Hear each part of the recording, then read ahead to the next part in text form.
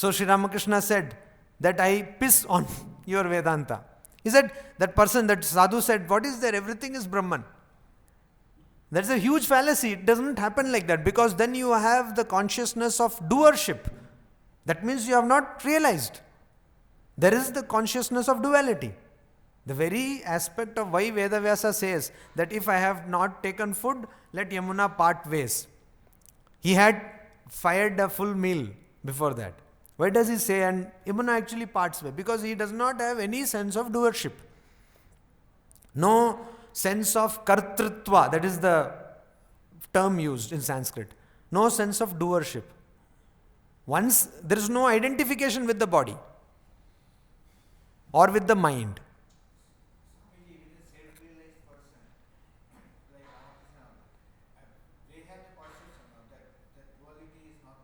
But in the normal life, they have to use the similar language like ours. Sometimes Ramakrishna say any question or something. But that worship, in the language is there, but in his mind is there is no worship. In the perception.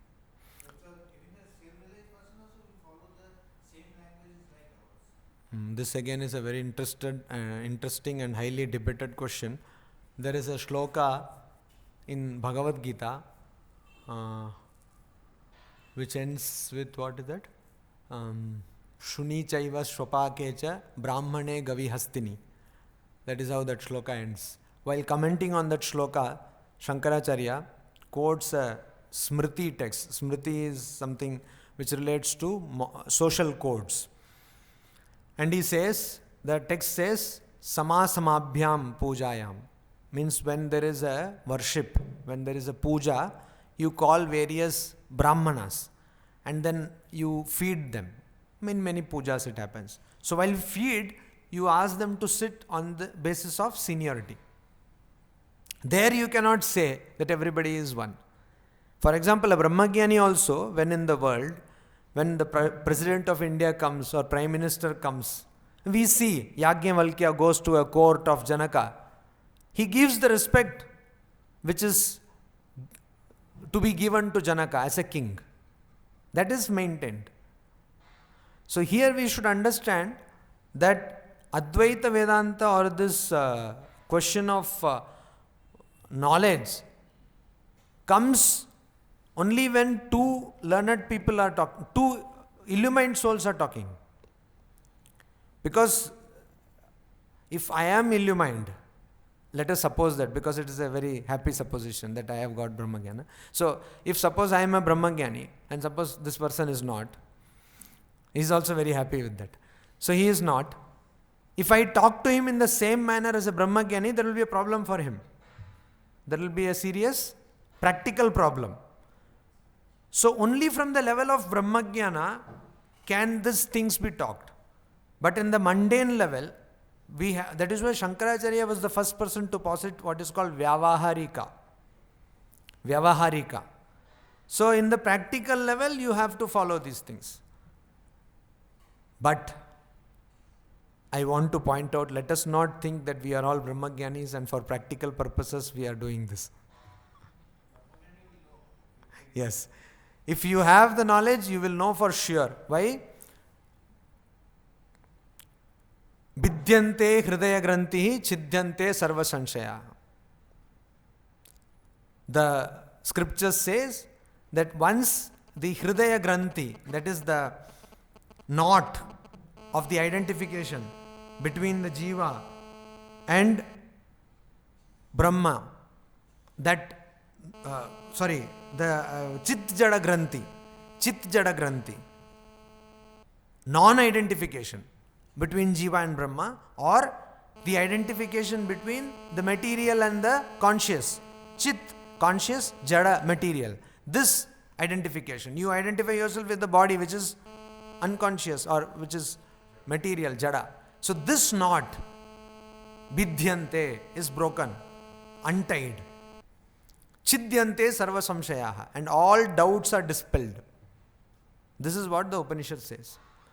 So there will be no doubt. That is one criteria. Then the next meaning of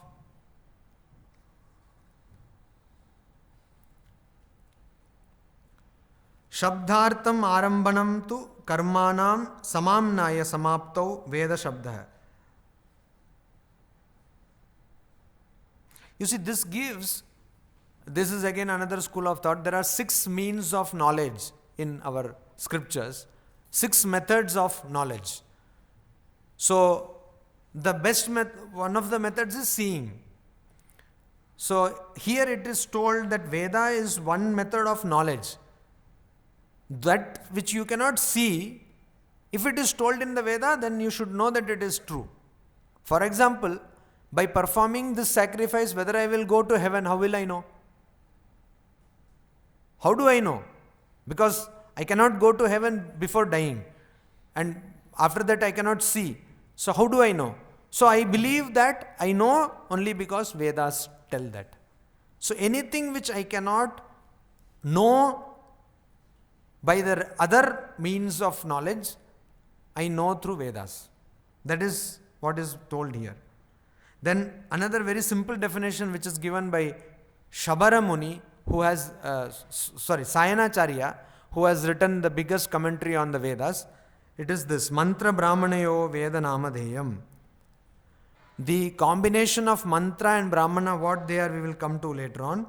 The combination of mantra and Brahmana is called Vedas. Then, Vidanti anena dharma iti Vedaha. Vedaha.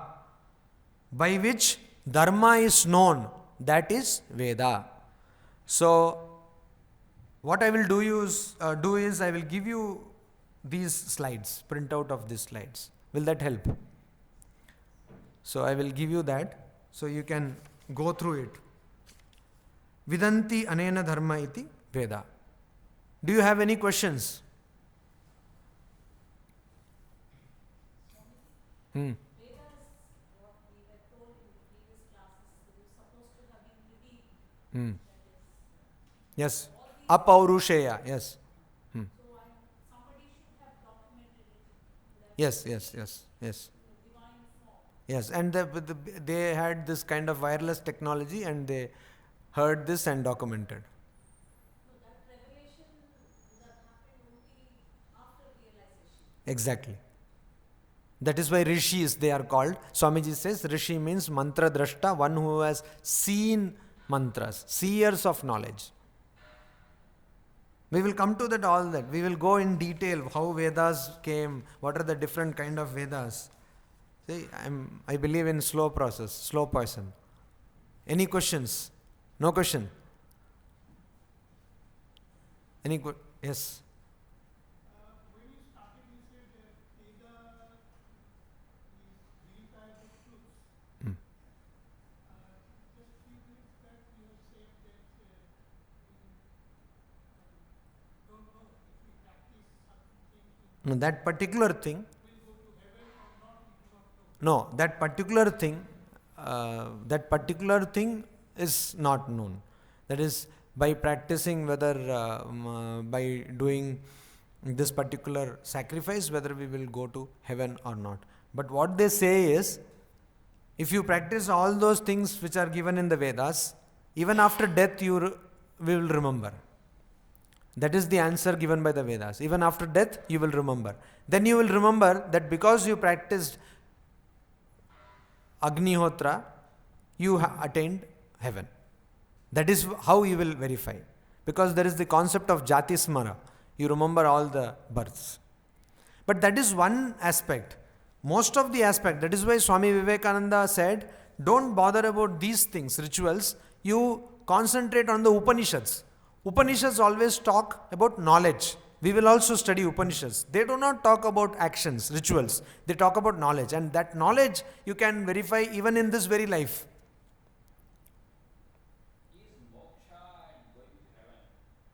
They are not same things. They are not same things. There is a concept of heaven. If you believe, it is there.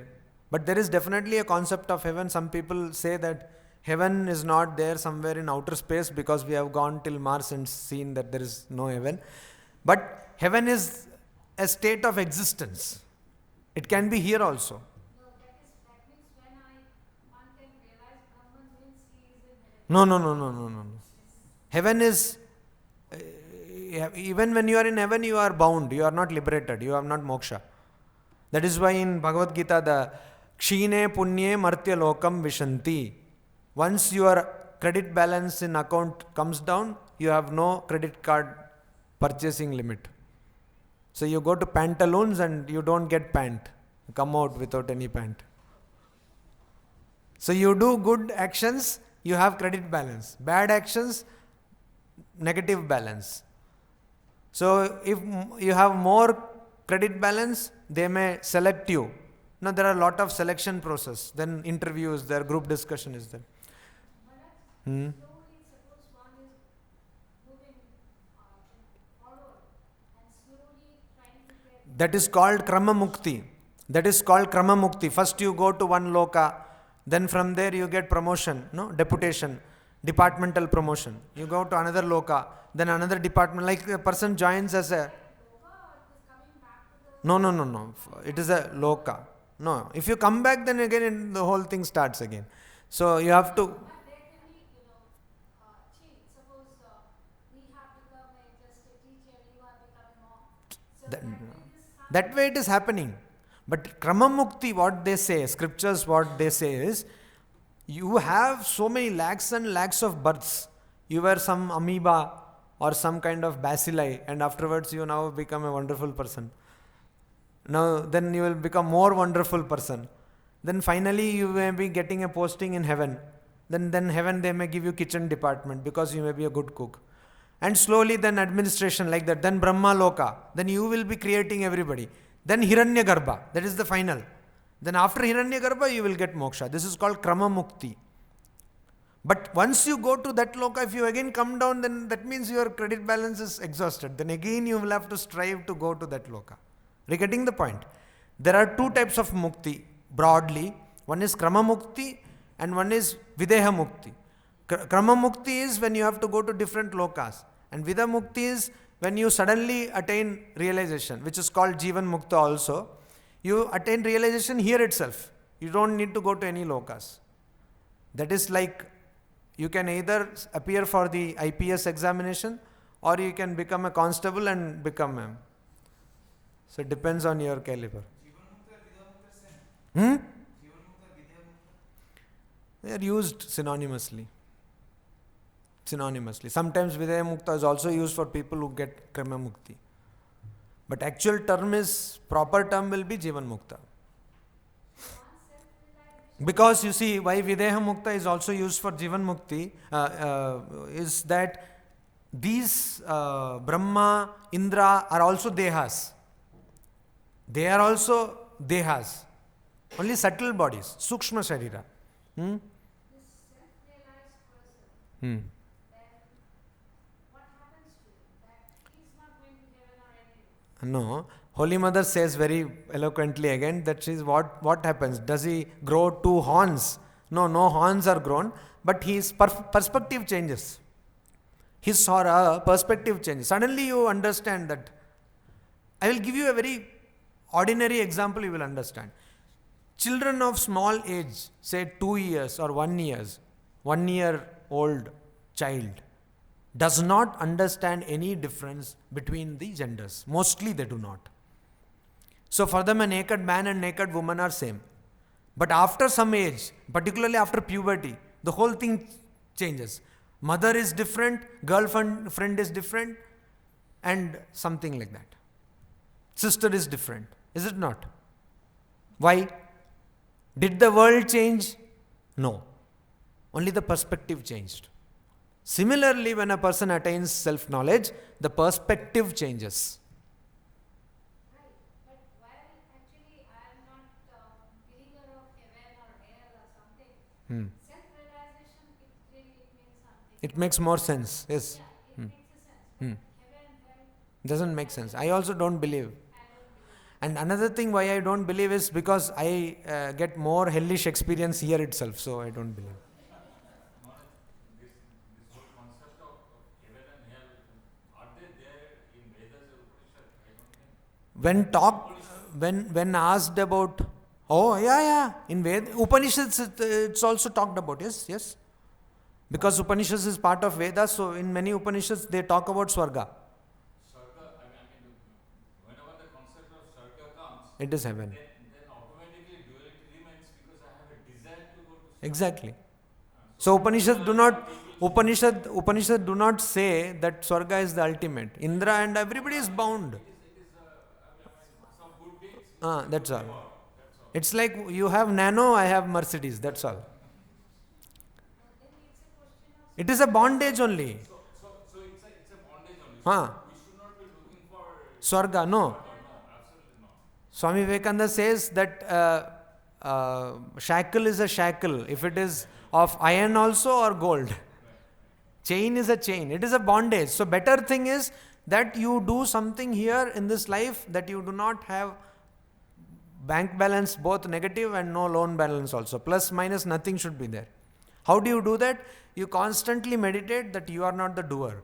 Remove the identity with the body and mind. If you can do that, then suddenly you become realized and then you don't need to have to come to this class. That is the biggest gain you will have. Any question? Yes?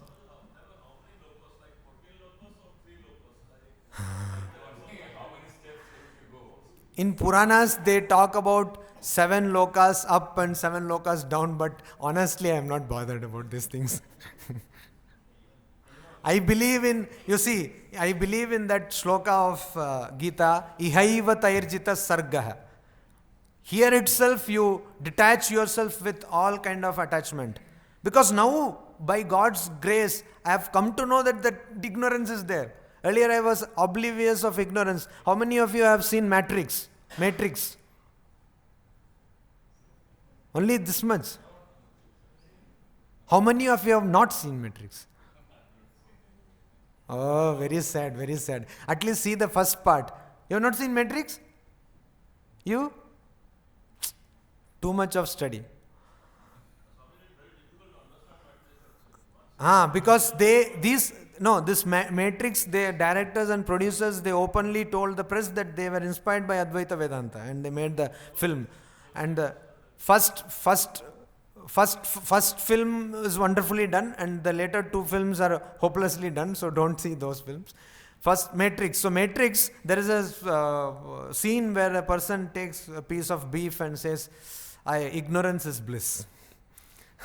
So he does not want to know the reality. So that is another question altogether. But somehow we have come to know, or at least I have come to know, intellectually even, that you see, I am in ignorance. We are most of us are blissfully ignorant. So I now know that I am ignorant. In the next birth I may not know. You see, next birth I have to again start from ka, kha, ga and all that. Some person who is 8th class fail will teach me that. If I tell I was in IIT, I was doing PhDs, you said, instead of that, now that we know, let us concentrate in this very life and try to realize that. Yes?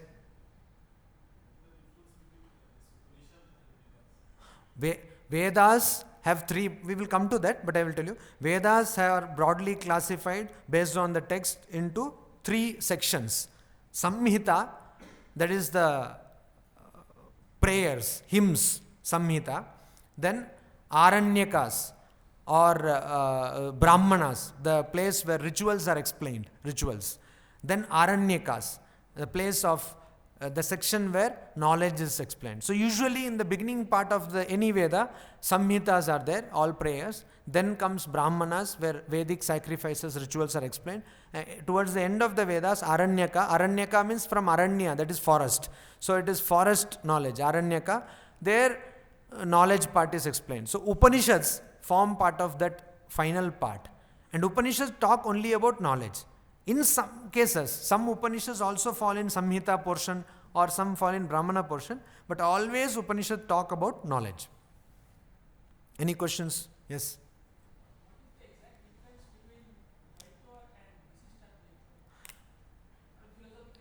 Philosophically,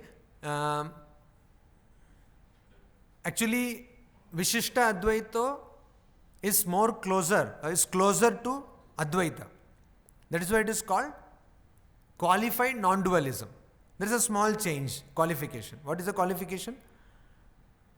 Jiva becomes one with Brahman. Jiva becomes one with Brahman, but still retains its specialities. That is the qualification. Did you get the point? In Dvaita, in duality, Jiva is eternally separate from Brahman. Jivatma and Paramatma are eternally separate. They can never become one, philosophically. And in Advaita, Jiva and Brahma are always same. They are one and the same thing. Because of ignorance, you say they are two. In Vishishta Advaita, Jiva and Brahman become one, but there are certain differences. That is why that Samipya, you see, like Vishnu, the example is like Vishnu holding Shankha or Chakra. So Chakra is part of Vishnu's body, but it is different.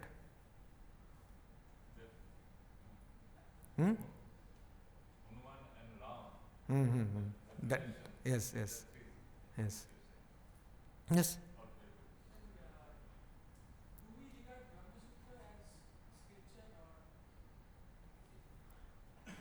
I will come to that later, but I will tell you now itself.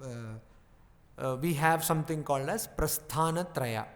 Prasthana means path or knowledge or system. There are three meanings. Path, knowledge or system. Prasthana Traya means group of three. So in Hinduism, you have these three things. First is Shruti Prasthana. Shruti Prasthana means what you hear through your ears. Shruti Prasthana, the part or the knowledge heard through ears, and that is Upanishads. Upanishads are part of Vedas, which are Shrutis, Shruti Prasthana. Then there is Smriti Prasthana. Smriti is which is remembered. So these are basically social texts or moral codes. So Mahabharata is considered one Smriti or Itihasa. So Mahabharata contains, what does Mahabharata contain? Bhagavad Gita. So Bhagavad Gita is called Smriti Prasthana. And Brahma Sutra is not there in the Vedas. It is a formula to remember the major teachings of the Vedas. Brahma Sutra is not there in the Vedas. It was written by Vedavyasa. Badarayana. It was written by Badarayana. So that is called, because they bring logic to prove what is there in the Upanishads and the Vedas, it is called Nyaya Prasthana, the path of logic. So these are Prasthana Traya. Upanishads, Gita and Brahma Sutra. Brahma Sutra is not there in the Vedas. One interesting thing one person told me, who was a great smoker, is a great smoker, chain smoker, like literally after one. So now I don't know how to give picture here. No, you have to put that skull picture and cigarette picture and write smoking is injurious to your health, and also there should be audio, it seems. Dhumrapan swasthya ke liye hanikarak hai. I have told all those disclaimer sentences. So this person, he smokes like that, and he told, do you know Brahma Sutra has got a semblance with smoking? Can anybody tell what is the similarity between smoking and Brahma Sutra? Deep study, you see. No. You went too deep.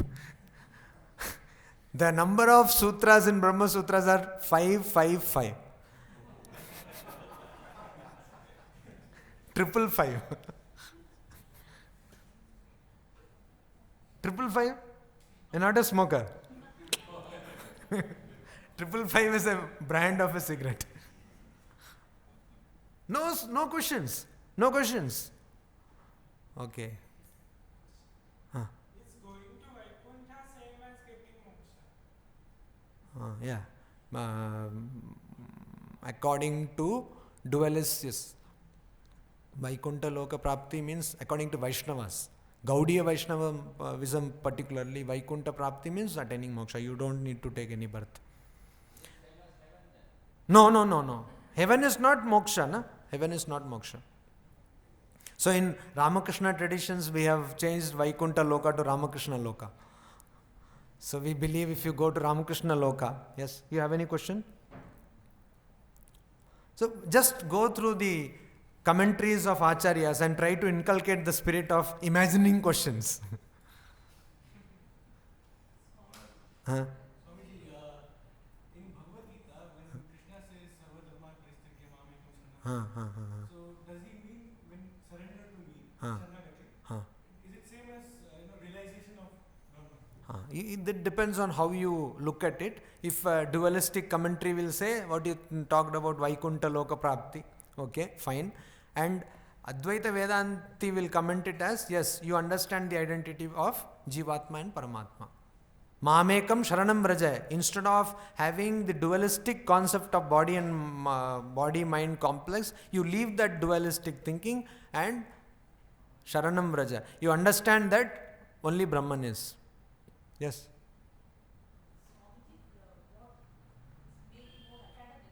Hmm.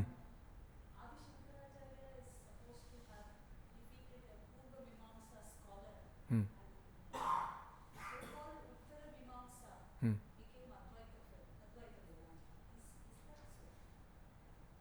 I didn't get your question.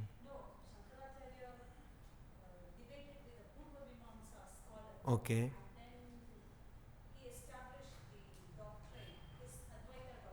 Okay.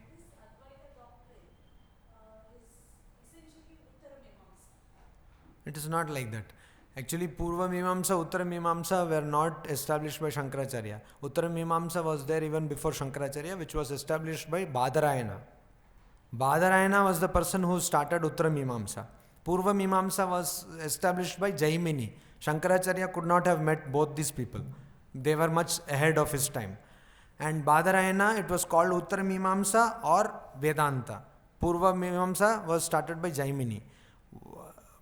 Shankaracharya also does not start Advaita Vedanta. That is also another interesting aspect. Advaita Vedanta was not, though we say Shankaracharya started Advaita Vedanta was not started by Shankaracharya. It will be more correct to say that Gaudapada started Advaita Vedanta. And it is called Kevala Advaita. Because that Advaita is more stronger than Advaita of Shankaracharya. Because there is no concept of Vyavaharika in Gaudapada's Advaita. So Advaita Vedanta was there. But Shankaracharya streamlined it and established it as a doctrine. I think the incident what you are telling it in a wrong form is the incident of Shankaracharya defeating Mandana Mishra, who later became his disciple. Even that is a very debatable question. But generally it is believed that he became Sureshwaracharya, who was the custodian of Sringeri. And he was a great scholar. So people belonging to that, Shankaracharya also made 10 denominations of sannyasis. Aranyaka, Bharati, Aranya, Bharati, Vana, Parvata, Saraswati, Giri, Puri, etc. We belong to the Puri Sampradaya because Totapuri initiated Sri Ramakrishna into sannyasa. And this Puri Sampradaya belongs to Sringeri Mutt, which is a very scholarly mutt. So you see, at least I belong to a scholarly place.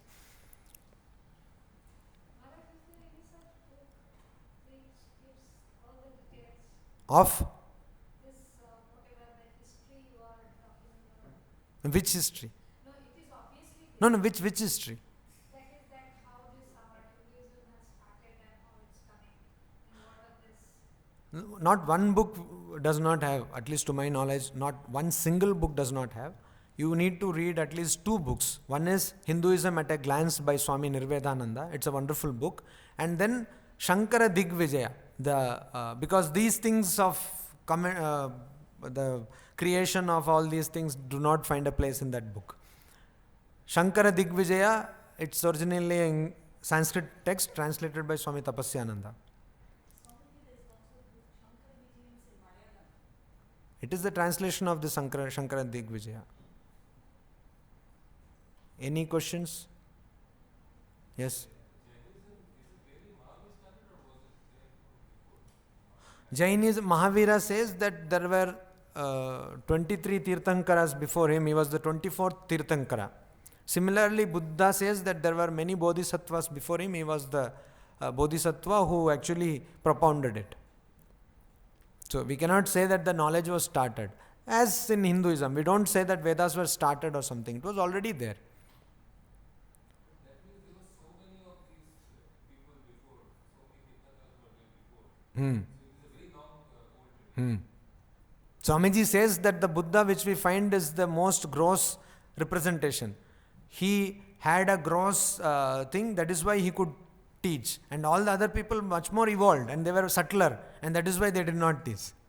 That is Swamiji's interpretation. Because as Sri Ramakrishna says, to make an ornament you have to add something to gold. So to preach they have to come down little. No questions. Vedas must have grown over time. You mean the text? Yes. Yeah, possible. So there should be some person who adds some. Every part of the Veda has its authorship written there itself. So suppose you have a prayer, in that prayer itself it is written which rishi told that prayer. So there must be a group of editors who agrees that it should be a part of. There was no group, there was only one person who was called Veda Vyasa. Actually Veda Vyasa is a generic term. What it means is a classifier of Veda. We don't even know whether it was one person or many people. Swamiji, this Buddha's nirvana, Hmm. can we correlate with this self-realization? Practically, yes, but philosophically, no. Practically, it is the same thing, but philosophically, Nirvana and this practically it is the same thing, but philosophically there is a huge difference. what difference philosophically? You see, we posit a positive entity. What in Nyaya is called Bhava Padartha. Bisleri is there. I wanted to drink it firstly. This is Bhava Padartha. It is there. I will tell you one interesting thing. Now here Bisleri is there. Okay? Now is it there? Is it there? No. Now is it there? It is not there. According to Indian logic, this also is a positive entity. Can you gulp that? Or take some water to gulp it? This also is a positive entity. The absence of a object is a positive entity according to Indian logic. Ghata abhava, the absence of pot, is a positive thing. So, when I say Brahman, it is a positive entity. Buddhism does not posit any positive reality. There is no positive reality. Nirvana, I Brahmajnana, I attain to the knowledge of Brahman. Buddhism, you will not say that. There is nothing you attain to. There is no positive entity. Are you getting the point? There is no underlying reality. Nowadays you have this, not nowadays, very old. It all started in 1959 by Jacques Derrida. How many know about Derrida? One person. Anybody else about Derrida? Derrida, he gave a lecture in Johns Hopkins University, Science, Structure and Play of Language, in 1969. And that changed, in fact, it shattered philosophical world, Western philosophical world, and it brought in the concept of deconstruction. I'll not get into the details, but the point is, then started what is called postmodernism. It was fueled by another person who wrote a text called Report on Knowledge, Lyotard. He wrote a text called Report on Knowledge, and it brought a thing called postmodernism. So they don't believe in any meta-narrative. What does a meta-narrative mean? Any reality. They don't believe in any reality. They don't say that love is there, black is there, white is there. Everything is fluid. It can, like our Indian philosophy of chalta hai, sab chalta hai, like that. It's a very fluid concept. So there is no absolute concept according to them, no universal concept. So in a Indian university down south, a philosophy professor was taking class on postmodernism, and you may be aware of that master's class, they have both Indian philosophy also and Western philosophy also. So there were people also who were studying Vedanta. So he was telling there is no meta-narrative, etc., etc. So one Vedantic student asked, "Sir, but what about the underlying reality? Because Brahman is the underlying reality. So, substratum. So, immediately the professor looked under his table and said, I see no underlying reality. So, Buddhism does not believe in an underlying reality. Buddha made so much of sadhana. What was his goal then? He makes it very clear. There is dukkha and there is a way out of the dukkha. His goal was to find out the way out of the dukkha. Simple. For this he used Ashtanga, this thing. All that samyak, vichara, samyak, all those 8 methods. No more questions. You are all not asking any questions. Disappoints me. No questions. So, next time we don't need tube lights over their heads. Illumination will be there. No questions? Maybe that is not the correct interpretation. Hmm. But yeah, think about this session, Hmm. and maybe in the later on sessions we will find some question. Great. So I am successful in bringing out something from the mouth. You see, that is the success point. Okay, taken. So I will remember next session. Yes, please.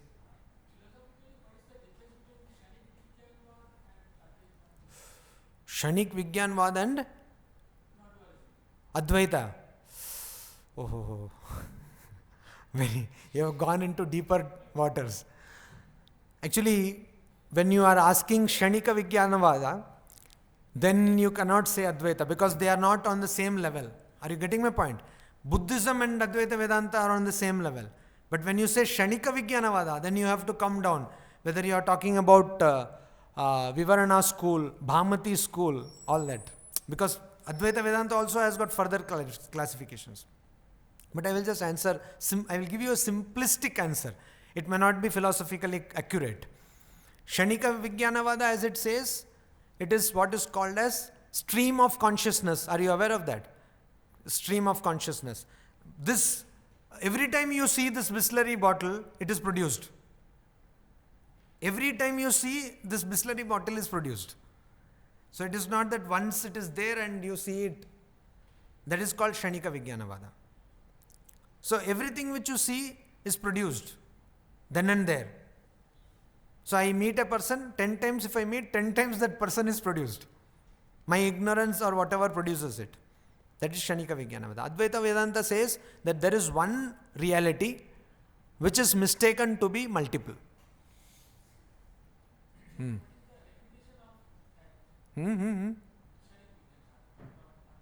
Simple. Simple.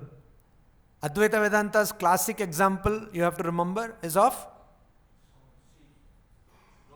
rope and snake. And this example is logically very, very wonderful because there is no logical fallacy in that.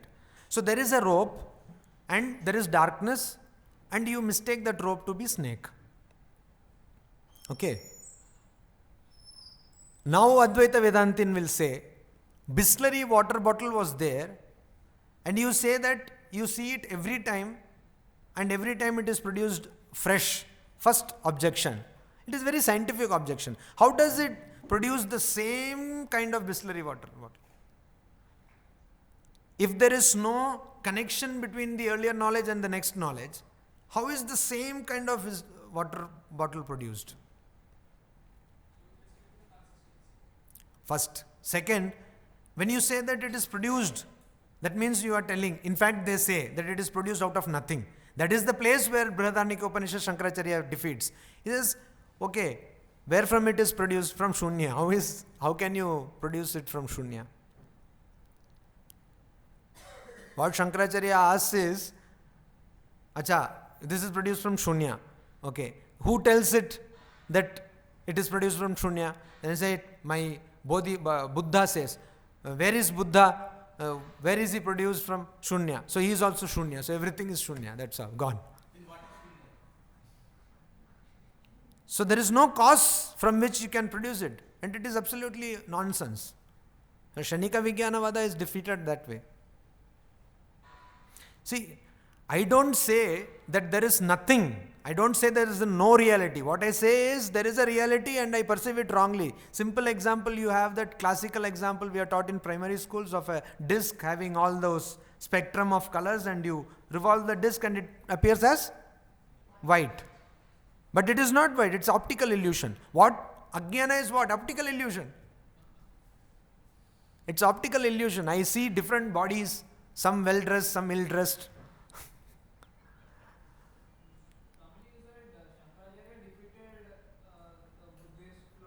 So a person who believes in non-duality, why does he need to do that?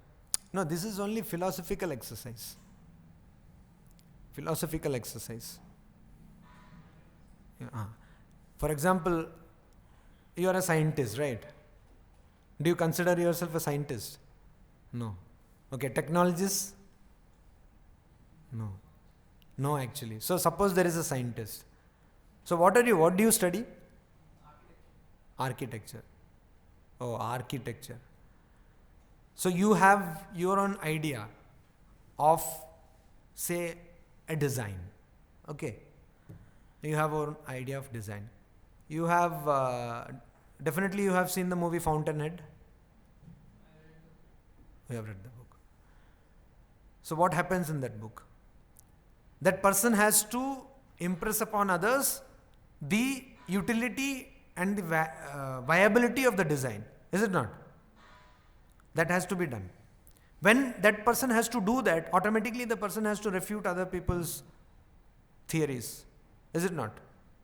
So Shankaracharya is propounding a new philosophical school, Advaita Vedanta. When that person has to do that, automatically he has to reject other theories. Like in physics, you have different cosmological models.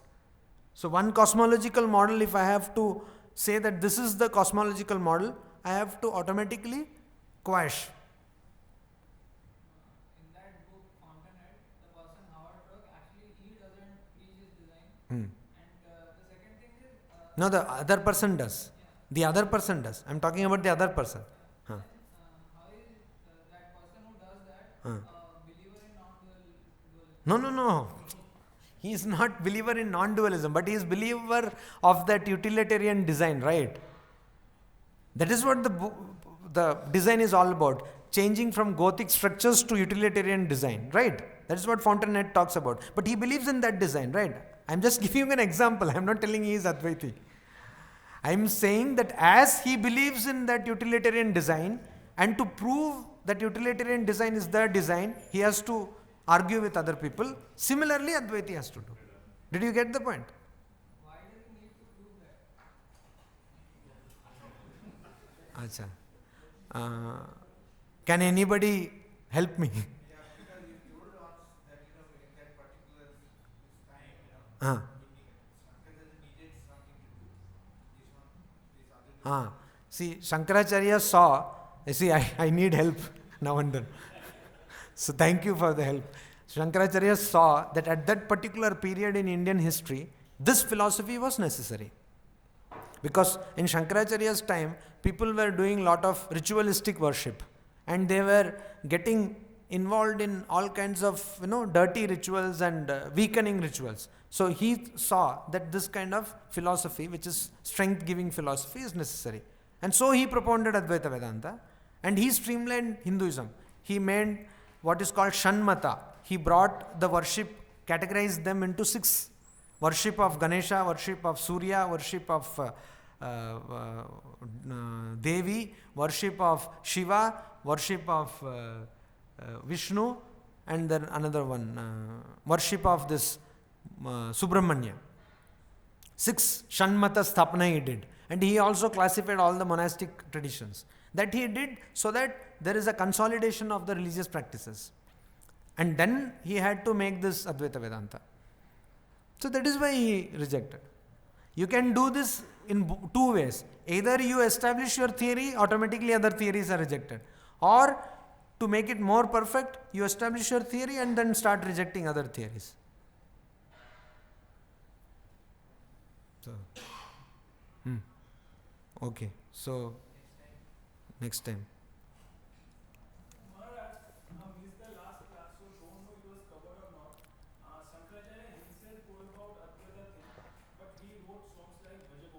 Mm-hmm. Why he did that? No, I told you just now, he consolidated Hinduism. He not only wrote hymns like Bhaja Govindam, but he also consolidated the methods of puja, worship, Kaumara, Ganapatya, Saurya, Shaiva, Shakta, and Vaishnava. He did that. He made 6 types of worship. So he did lot of things, not just propounding Advaita Vedanta. He did it to preserve Hinduism, to safeguard, protect Hinduism. And as far as last caste is concerned, we were talking about death, and it was a deadly exercise. So you have not missed much. Okay.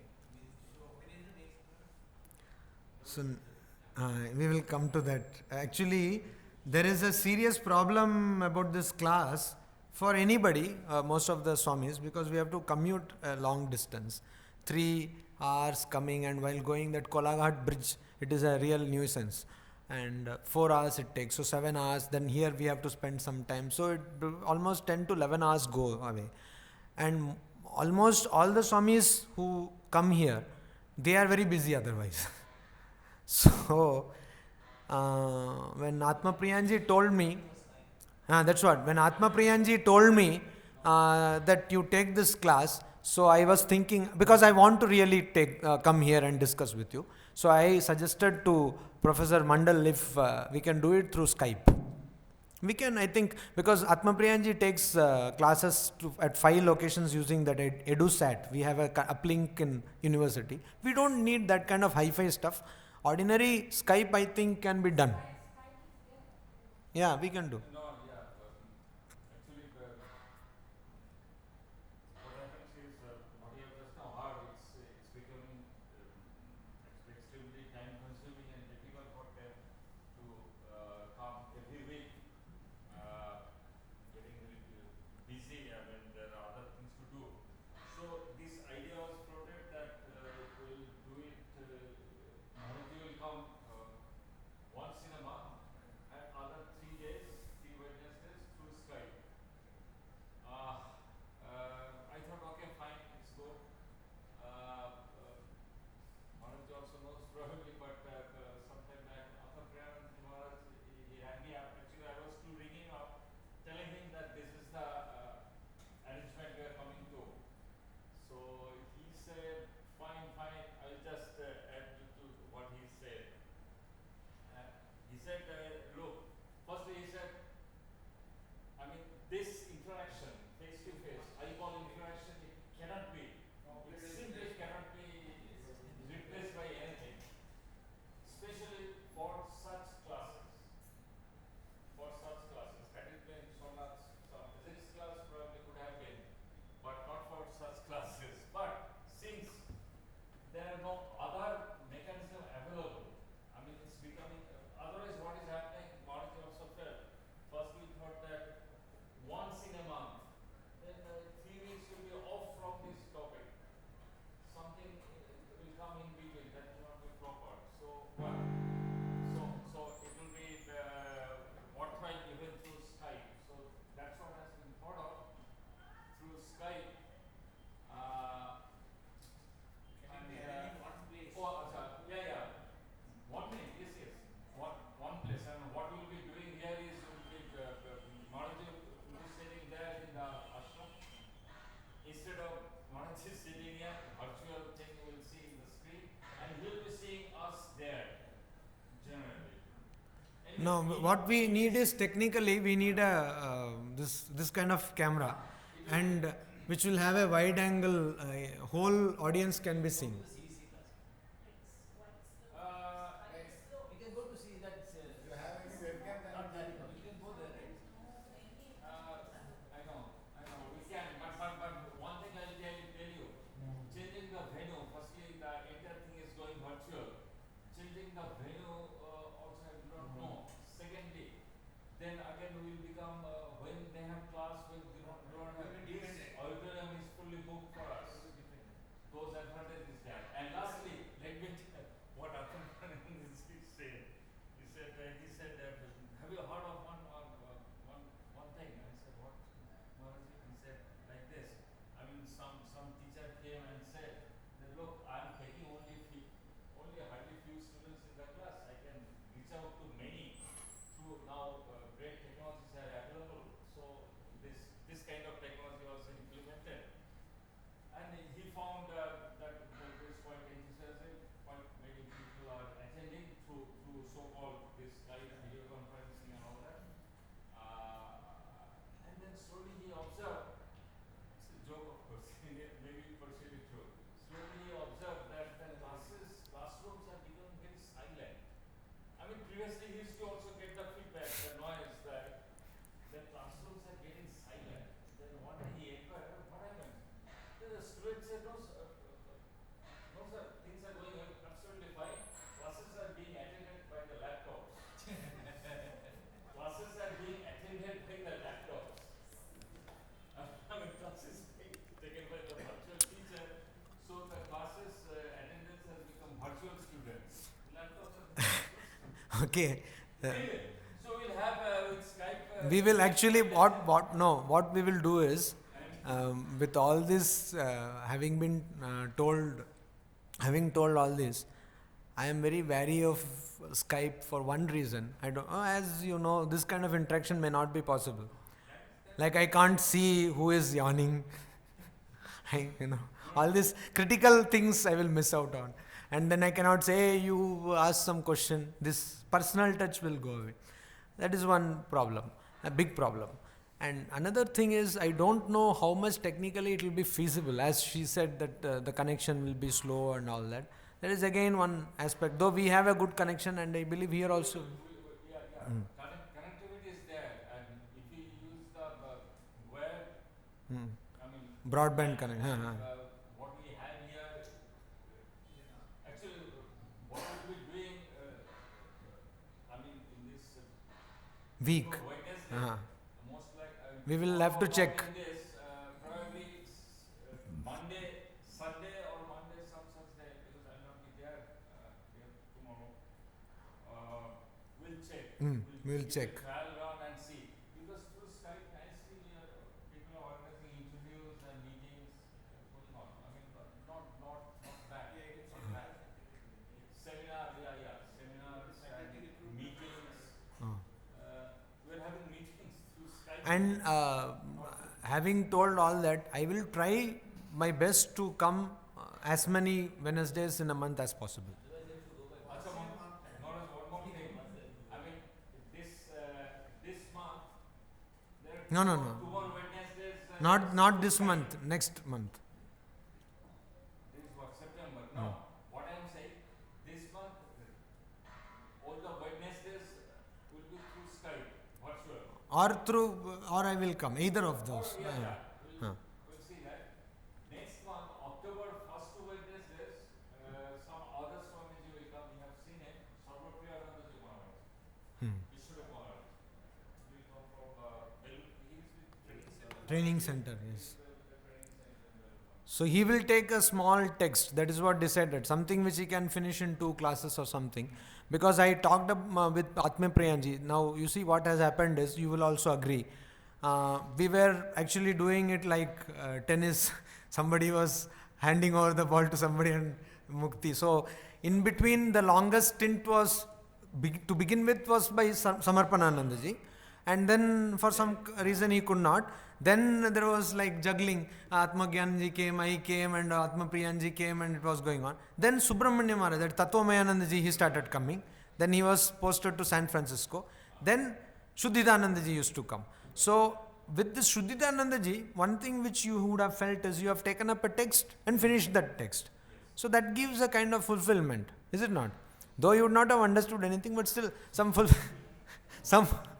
some fulfillment you get, that yes, we have finished. You can at least say that I have studied Aprakshana Buddhi. So same thing I told Atma Priyanji, that Maharaj, we have taken up Katha Upanishad, so let it go on. Unless I either die or I am transferred somewhere else, or you start throwing brickbats at me, all this. So otherwise, let it go on, so that you also have a feel that. And if you feel that this kind of, because I want to go in depth, so that is this way of thing okay? The way it is going. Slow, but many things will be covered. Professor Nanda, will the next mid-sem interfere with this Wednesday program? Please put it in data. Mid-sem exams, when they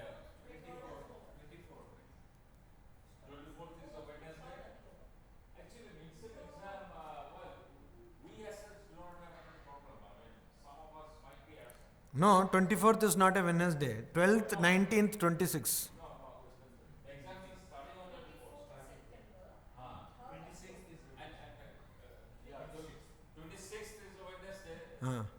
Some of you may have exam. So students might be having exams, so should we disturb them? no, but that is 2 to 4 because this is mid-sem. Oh, yes. Exam is Point 2 to 4, but There is 2 to 4. If one wants to come, always he can come. they have to prepare. No, I mean, that is fine. No, we can continue it. We'll continue. How many of you have to take this midsem? There are these 2, 3, 4, 5. Okay, minority. Okay. They are like atom. Huh? They are like atom. I didn't get any bombs. They say they will wait till next week. Then they will throw the atom bomb. So you also have to throw the atom bomb. He was very good, no? Maybe he was there with Hiroshima, Nagasaki. Atom bomb, question.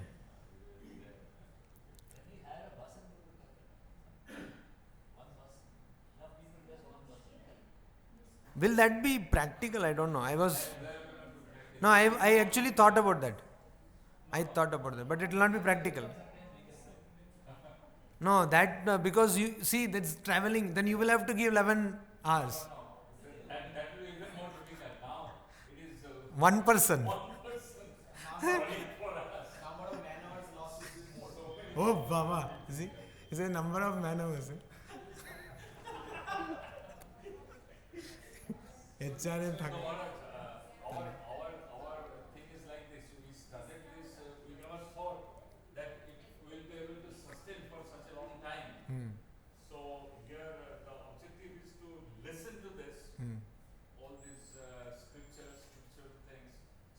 The objective is not really to go cover syllabus after syllabus, but actually to. No, that's why I am also going in a very slow pace. You take your own pace. Because you see, how many of us know that all these things, Veda means this and that and all. In fact, I myself did not know before coming here. Okay, anybody who wants to believe that can believe it. Next Wednesday will be having the Skype. Skype, yeah. Next one is Skype in this. Let us check. Probably we'll do. I mean, let us not change everything at one shot. Because as it is, No, let us check. We are not sure, okay? We don't know whether it will be Skype. I have to check it. Skype will try. I mean, We'll try. It goes fine, and also it will go. I mean, it may so also happen. What I can understand now that we will come prepared for Skype, but we may doing surface not prepared. Because, next Wednesday also there will be a class here. Skype or otherwise. Yes. Important is class will be there. Forget about whether it is virtual or real. Yes, please. That way. Thank you.